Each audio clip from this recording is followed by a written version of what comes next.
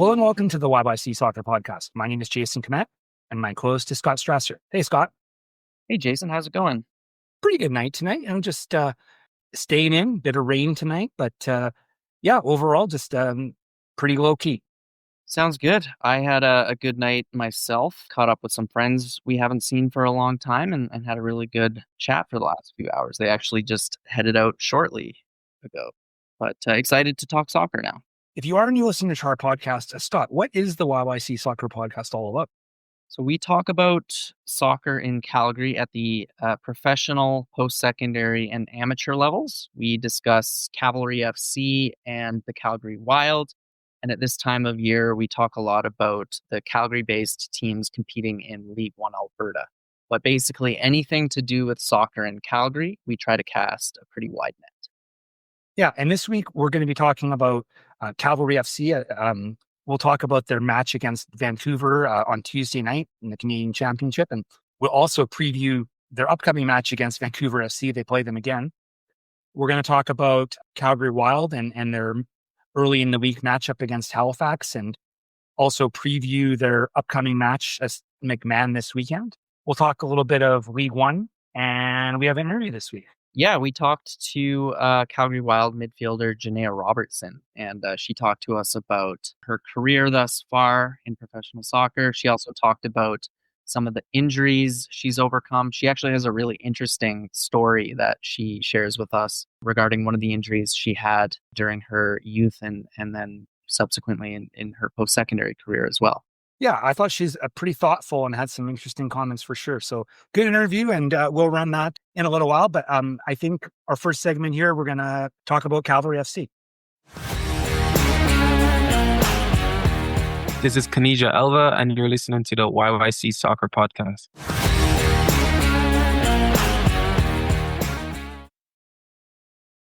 So I was there on Tuesday night, Jason, watching Cavalry take on Vancouver FC. Expected a Cavalry win in this one, if I'm being honest. Cavalry has been in really good form for the last few months. Vancouver has not. They were actually on a 10-game winless streak coming into this. In the league, they're at the bottom of the table. But for whatever reason, Vancouver has just really shown up this season when they take on Cavalry. And that happened again on Tuesday night. And after a 1-1 draw, Vancouver prevailed in the shootout, and they're advancing to the Canadian Championship semifinals. Vancouver FC, the only time I've really watched them to any great degree is when they played Cavalry. And all but 3 matches they played against them, I thought they played well. And I would never know that they're languishing at the bottom of the table. But from what I saw, they played pretty decently. And I think it's an upset that they came to Spruce Meadows and walked away advancing. But, you can't say that like they're totally undeserving or anything like that. They did what they needed to do in a tough to play in venue on the road and came away with it. Yeah. And if you think about it, this was a 2-game series and they drew the first series 1-1 at home, and Cavalry was a bit lucky to nab the late goal in that one to go into the second leg on equal footing, because there's actually no away goals rules in the Canadian Championship this year. But yeah, 1-1 after the first leg. But, playing at Spruce Meadows, Cavalry has always been so strong at home. Vancouver has never beaten Cavalry in 2.5 seasons now. So I was really expecting a strong Cavalry performance to put Vancouver to bed. But yeah, Vancouver came out strong. They opened the scoring about midway through the first half. Nicholas Mesquita with a penalty kick, his second goal against Cavalry this year. They took that lead into halftime. Cavalry looked much stronger in the second half, and they deservedly got the equalizer. I think it was around the 70-minute mark, but it was a pretty fluky goal, wasn't it? Yeah, it was a strange one. Well, so what happened was Mikhail Gerasimenkov took a pretty innocuous shot from outside of the box, and it was going wide, but Vancouver's center back, Aidan O'Connor, was down on the ground, kind of like clutching his ankle or something. He was down hurt, and the ball ricocheted off of his butt and went in.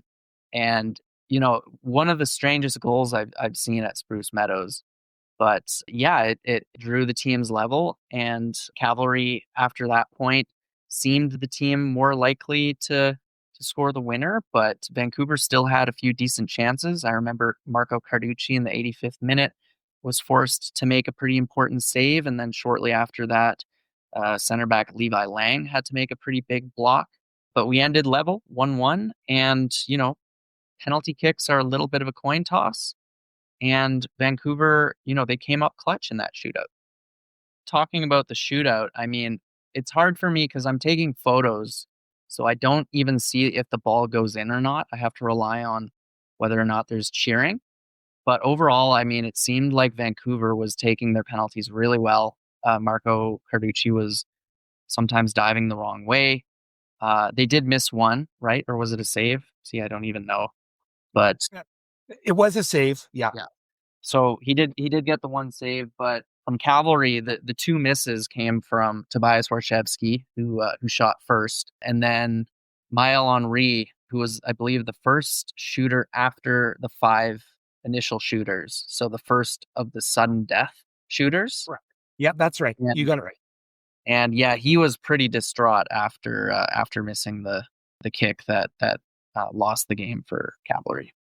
It's the nature of penalties, I guess, and it is, I'm sure, pretty upsetting. But I guess you could say with Tobias Warshevsky, he's easily one of the top few goal scorers in the league, if not right at the top. And, his penalty attempt was not great. And that just happens sometimes, overall. Yeah, I mean, Tommy Wheeldon Jr. in the post-game press conference talked about, it was kind of funny. He talked about how he's an English guy, so he went with the German for the first penalty. You need to know your soccer history a little bit to get that humor. But yeah, he talked about how Tobias has taken penalties in the championship final and buried it. He's buried them in the regular season. He's scored in huge games for the club. So obviously you're going to pick him. And yeah, 9 times out of 10, he's burying that ball. But yeah, for whatever reason, he really whiffed on it. But yeah, I think penalties, you win them, you lose them. If you think about it, Cavalry has not had a lot of success in shootouts. They're 0 for 3 if you think about being knocked out in the Canadian Championship. The first time was, I believe, to Pacific in 2022. Or no, were they knocked out in 2022 by Vancouver Whitecaps in a shootout, and then by Pacific in the first round of the 2023 Canadian Championship, and then again this year. So they're yet to taste success in the drama that is a penalty shootout. I guess they'll have to wait again another year to try and grab the Voyageurs Cup. But I know there were high hopes this year to make a run, but wasn't meant to be. And I guess now it's just time to focus on the league. Yeah, and speaking of the league, let's kind of transition toward talking about that next. Very funnily enough, a rematch with Vancouver FC this Sunday out in Vancouver. So I feel like both of these teams will know what to expect because they literally just played each other a few days ago. Psychologically, it's really interesting to play this match because you've got Vancouver, who, has had a pretty bad year, but coming off their biggest victory pretty much ever against the same team. And then meanwhile, Cavalry will be up for redemption and kind of be wanting to, have a vengeance on their mind a little bit. So, yeah. And as we've mentioned, Vancouver has been so strong against Cavalry in each of their 3 outings this year. So will they be able to continue that run, or will they fall victim to the strength and depth of Cavalry? Excited to watch. That's happening Sunday out in Langley. I noticed that Jesse Daly, who recently left the club and as we sort of understood was going home to heal his body. Well, the healing has apparently finished. So he signed in Singapore this week. Yeah, with a club called, I might be mispronouncing it, I apologize, but Tanjong Pagar United, and they play in Singapore Premier League. I can't say I know anything about that league or this club, but happy to see that Jesse Daly has landed on his feet somewhere. Yeah, I mean, do you have any kind of comments, Jason, about this move? Obviously, Singapore is not too far from Australia, where Jesse Daly's from, so maybe that played a role, but I would have expected him to end up back in Australia. One thing I think I had read was that they're still a little ways away from their season starting. So I think I read something about there's still a few weeks before he's probably actually going to go there, I think. They just started to announce their international players this week. I know they signed at least one other Australian. I don't know. I think the quality of the Singapore league, from what I know, is within Asia, it's not too bad. And I'm guessing that Singapore is a nice enough place to live. It's pretty modern, got lots of things going for it. And I think the Singapore League probably pays relatively well. So I would be willing to bet that he's going to be making at least as much as he was making here, maybe more. So probably overall, change of scenery, closer to home. I think, wish him the best, of course.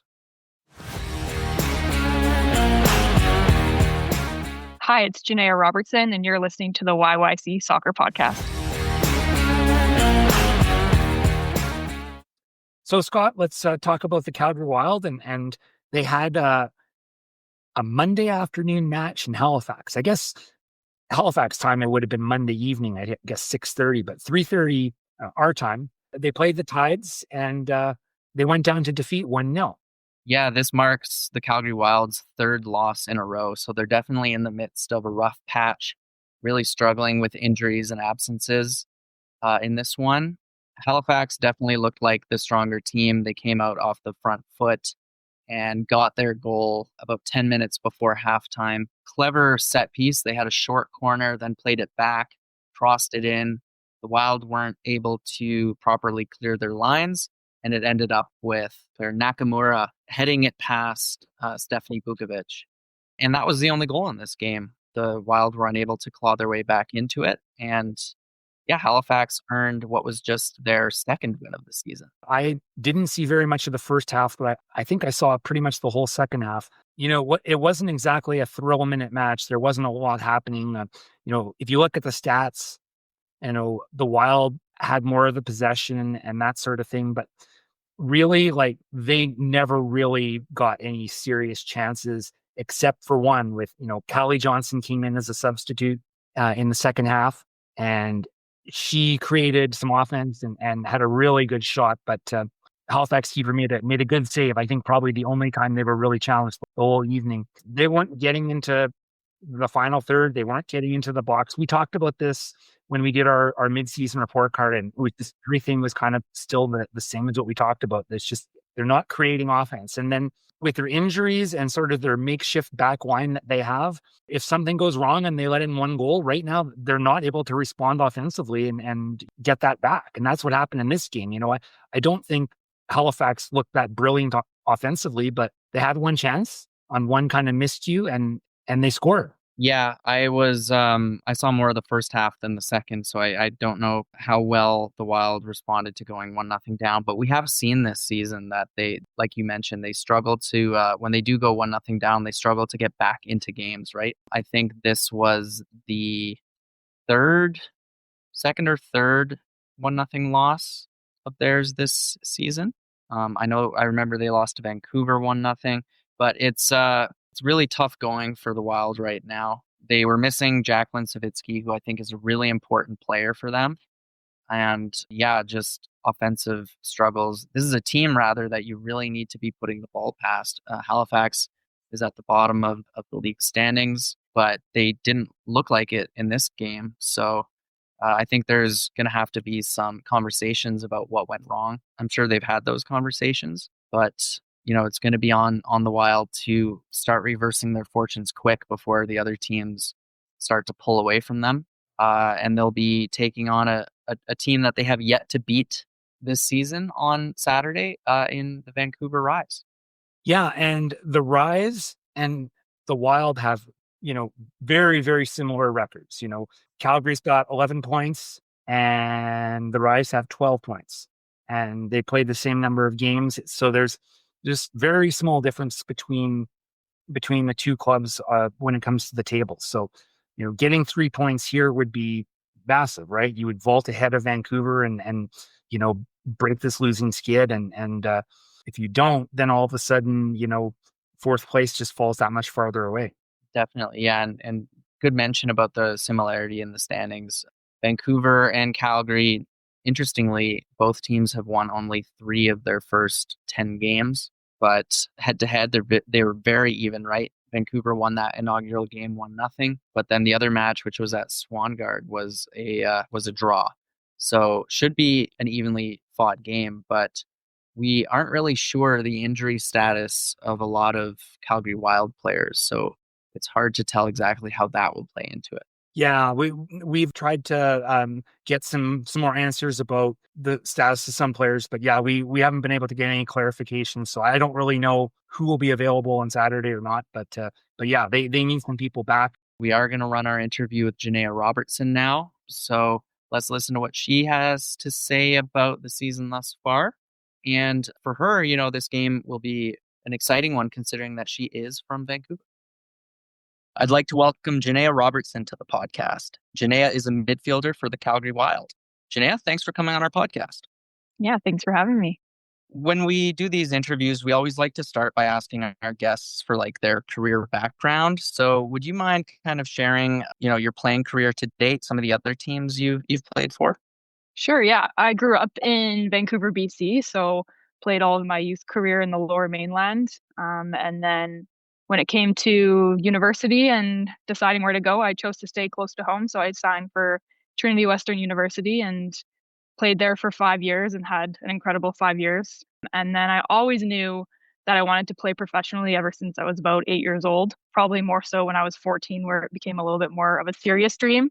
And then so as I was heading into my senior year, my eyes were set on Europe. And then obviously, unfortunately, COVID hit right as I was graduating. So all the borders shut down. So I had to wait a little bit and be patient. And then finally, in the next winter window, I was able to sign my first pro contract in Germany. So I played there for half a season from the winter until the end of that season.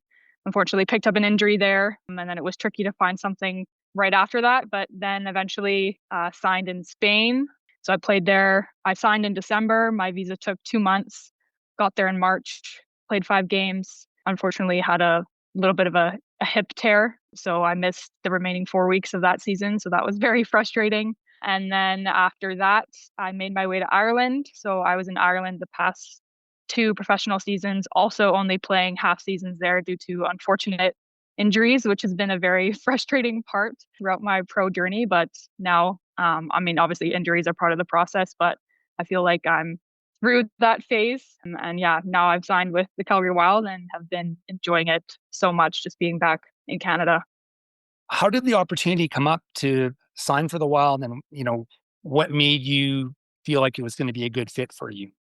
Yeah, ever since the league was announced, I think it was like 2 years prior, I had my eyes set on playing in Canada. It's always been a dream to play in my backyard. And I think it's a lot easier to play in your home country when people know who you are and people have seen your development and know your qualities. So I think I was very fortunate to have some people put my name forward and my name in the mix when Calgary was going through the roster. And eventually I was offered a contract. And yeah, I didn't hesitate and jumped on it right away.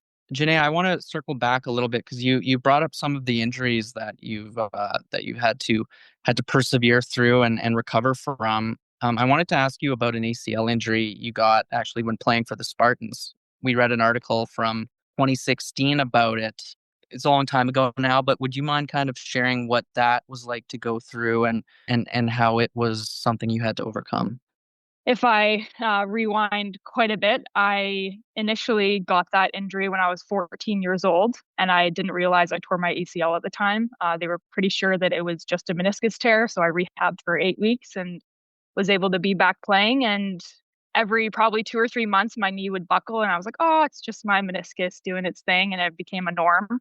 And then it wasn't until my second year at Trinity where I buckled my knee pretty bad. Ended up getting a bucket handle tear, and that caused me to see the surgeon. He goes, your ACL is torn. That's why your knee keeps buckling. And I'm like, oh, okay, this makes sense. So he's like, it seems like you're part of the percentage of athletes who can function with a torn ACL. So you can decide if you want to get the surgery or not. For me, after that buckle, my knee would buckle every practice and every game. I was actually able to play the remainder of my second year on a really bad torn ACL and got surgery 8 days after season. And I think at that point, I was so ready to get surgery because of the knee issues that I had for quite a few years. And I just wanted to have a healthy knee again. But once I got the surgery, obviously that is not an easy thing to go through. I think for me, I almost had like a bit of an identity crisis, as most athletes do in their first serious injury. Feel like you ask yourself, like, if I'm not a soccer player, like, who am I? What's my value? What's my worth? And I think that was like a big learning opportunity for me in my career, obviously not just in soccer, but in life in general. And I got to focus on a lot of other things during that time and gain a greater perspective on life. And I mean, I was really fortunate during my time at Trinity. We went on a few international projects. And then in my second year, we went to Africa. And I realized, I've been given these gifts as a soccer player to impact others, and we can use sport as a tool to impact others. So I think that was, a really pivotal part in my career and in my life to go through that injury and to be able to handle adversity and know I can push through hard things. So yeah, it's been quite a journey. I mean, that was probably at least 7 years ago now that I had that surgery, but it's been a wild ride. Thanks. I really appreciate that answer. As you mentioned already, you've played in other leagues in Europe. So what are your impressions of the NSL thus far, about style of play, comparatively speaking, sort of level, comparatively speaking, to where you've previously been?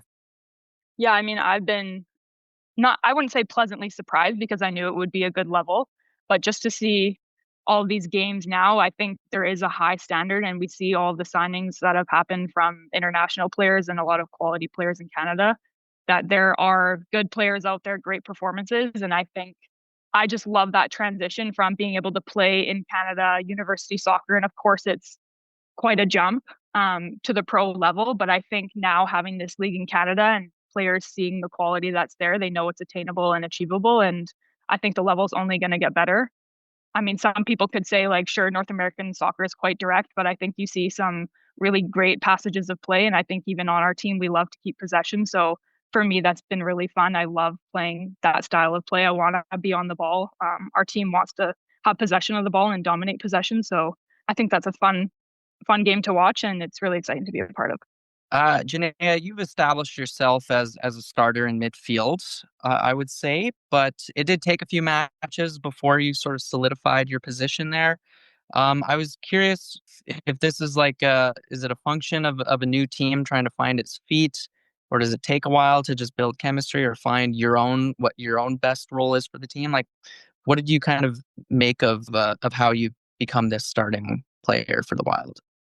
Yeah, I think for me, I mean, not a lot of people knew that I was injured coming into the season. Unfortunately, I was out for the last month of preseason. I hurt my hamstring pretty bad in our first preseason game in the first 10 minutes of the game. So I wasn't able to play any matches until that first Vancouver game, and was able to get in, I think, made it 20, 25 minutes in. And then I ended up having more hamstring issues in that game. So kind of battling my way back through injury and trying to resolve those hamstring issues for me was very obviously frustrating and difficult, but now super happy to be on the other side of that. But I think just even in general, this is a new league and it's a new team. And yeah, like you said, we are continuing to build chemistry. And I mean, as you can see right now, unfortunately, we are facing a lot of injuries. So that's not easy to deal with on the team. But it's now just trying to manage that. And we know everyone is quality and is capable of putting good performances in. And we know we can score and we know we can win games. So it's just kind of trying to find that right rhythm right now. You actually were involved in a bit of history. You scored the Wild's first goal. So what was it like scoring the Wild's first home goal? For me, that was an incredible moment. That was actually the first professional goal I have ever scored. And obviously, you heard a little bit about the adversity I've gone through in my professional career, and especially with injury, not being able to play a lot of games over the past 4 years. And in Europe, I was playing maybe a bit more defensive, but just to score that goal and to have that be the first goal for our club was so special. And hearing the crowd go wild and just knowing that my parents were there to witness that, for me, that was, yeah, so special because they've been with me in every step of the way throughout my career. I mean, I wouldn't be where I am today without them. So yeah, it was just a really, really special moment. Yeah, and then of course it also, if you like, it came late in the game and it was to beat Montreal, right? So it was probably even extra special when considering those two factors. Yes, 100%. It was. Currently, been a bit of a rough patch here. I guess 3 losses in a row.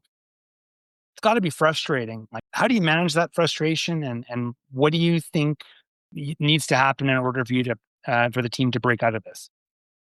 Totally. I mean, I know I already touched on it a bit. I mean, the injuries have not been easy. And before this last game, we had 2 pretty big injuries in the first, I think, 10 minutes of the game. So, I mean, that's not ideal and don't want to create excuses for ourselves. But at the same time, we need to be realistic. And I mean, we know we still have the players to win games, but I think it's just in these moments, sticking together as a team and looking further ahead into the season. I honestly believe that these moments of adversity are going to make us stronger, and it's really now a learning opportunity. And I mean, making the most of our training sessions and being able to put that into play in our games will be really important. But I think for us, what's been missing, I mean, it's pretty obvious we've been struggling to generate in the final third. And I think for us, once we can do that and unlock defenses on a consistent basis and be a constant threat up there, I think we'll put way more goals in the back of the net. And I think right now we just need a little bit of patience to get through this time. But I think once we have more bodies and maybe a couple more signings to help us, we'll get there. So we know your next game is coming up against Vancouver on the weekend. As a Vancouverite, I mean, what does it mean for you to play the Rise and to know that a lot of your friends and family are probably watching those games? Yeah, I mean, definitely a rivalry there. I mean, there's only 6 teams in the league, but being from Vancouver, yeah, I mean, there's always that little extra bit of edge, I feel like, in my personal game when it comes to playing against the Rise. But yeah, I think it's always an exciting game. I mean, they're a quality team, and I think obviously we haven't beat them yet. So I think for us to be able to do that in this next game would be pretty huge. And yeah, I think a lot of people are really looking forward to watching that game. Like, what are your expectations for your performance and what you expect that you are going to contribute to the team over the course of the year? You know, I consider myself a player who plays with her heart on her sleeve, and I'm always willing to dig a ditch for the team and put in a hard tackle when it's needed, or bust my butt to get into the box, or bust my butt to get back to defend a goal. I think I'm a bit of an on-field warrior, and at the same time, I like to be a bit of an artist. But yeah, for me, I'm just growing into the style of play that Lydia wants to see from us, and trying to be in those right areas. And I think for me, I've been focusing on trying to get to the edge of the box to score those goals from the top of the box. And I've been able to do that a couple times. So I think as the season goes on, just continuing to get into the right areas and be where my teammates need me to be. And I would say I'm typically a pretty big threat in the air offset pieces as well. So I think being able to execute that a little bit more will help us. So yeah, I'm really looking forward to just continuing to grow and to learn. And yeah. Thanks so much for coming on the podcast again, Jenaya. That's it for our questions, but we do always like to give our guests the opportunity to maybe give some shout outs or kind of say whatever they'd like to say at the end of the interview. So the floor is yours if there's anybody you want to tip your hat to, so to speak. Yeah, I mean, I think obviously my parents, like I mentioned before, they've been with me every step of the way. And I think for me, it's pretty special for them to be able to see a lot more of my games now. I mean, when I was overseas, they weren't able to make it to Germany, or, I mean, they did eventually make it to Ireland, but only saw a game or two. So now having them here or being able to come to more games has been really special. And then even in my hometown, I look back to that first game at BC Place. That was incredible. And just looking in the stands, I had so many people message me before the game saying, "We're coming, we're so excited." And that included like a lot of high school teachers, some of my elementary school teachers, old youth coaches. I mean, a lot of my Trinity Western University Spartans crew, the whole team came out. So that was just incredible. And I think it's just, yeah, I just want to thank everyone who's been part of my journey so far. I think it really does take a village. And I think people come into our lives at the right time and when we need them. So yeah, I just want to thank everyone who's been part of my journey. So yeah. Hey everyone, this is Francesco Bartuillo, and you are listening to the YYC Soccer Podcast.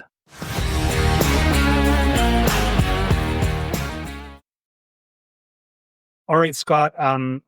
Time to do some League One recaps. On Tuesday, there were a couple matches, Calgary implications. Foothills played Villains at Macron, and Foothills with the sweep. Yeah, no real surprises here on the men's side. A 4-0 win for Foothills with goals from Charles Nana, Harvey Hughes, Malcolm Rector, and pretty sure Hafiz Major. And on the women's side, it was a 3-0 win with goals coming from some very familiar names to us. Avril Jamieson, who's been red hot in recent weeks, Grace Hannaford, and then Emma Schneider. The other match in Calgary was at Broadview, and Blizzard played Cavalry U21, and that match ended in a 1-1 draw. Yeah, I think that's a pretty impressive showing from Cavalry. Their goal came from Xander McIntyre. And then from Blizzard, their goal came from Marco Plenzik. On Friday, we have a bunch of games as we usually do, and 3 matches in Calgary. We've got Rangers versus St. Albert at Weber Athletic Park. We have Foothills versus Scottish at Macron, and Blizzard versus Calais at Broadview. And then up in Edmonton, we have one matchup between Villains and BTB. Thank you for listening to the YYC Soccer Podcast. You can have this podcast downloaded to your device as soon as it becomes available by subscribing on Apple Podcasts, Spotify, or other platforms. Check out our website at yycsoccer.com, where you can look through our episode archive and find other options to listen, including our YouTube channel. We also have links to buy my book, Here Come the Cavalry, which is all about Calgary's pro soccer history. You can leave a question or comment in the Contact Us section of our website. You can also interact with us on social media through X, Instagram, and Blue Sky, where our username is @YYCSoccer403. Thanks for listening.